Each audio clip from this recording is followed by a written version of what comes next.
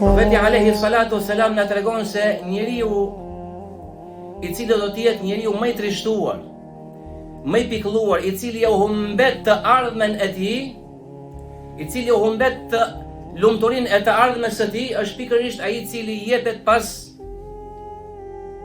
epsheve, i cili jepet pas dynjas. Qëllimi i tij nuk është Allahu dhe bota tjetër, nuk është fitimi i kënaqësisë së Allahut subhanahu wa ta'ala. Por qëllimi i tij, objektivi i tij është mbledhja, grumbullimi i pasurisë. E në të kundërt njeriu më i lumtur do të jetë ai i cili ka ecur sipas mësimeve të Allahut subhanahu wa ta'ala, sipas rrugës që na la Muhamedi sallallahu alaihi wa ala alihi wasallam, duke shënuar kënaqësinë e Allahut të lartësuar, duke shënuar shpërblimet e tij të pamata. Për këtë arsye në këtë hadith kemi një lloj qortimi për besimtarin, që o ti besimtar,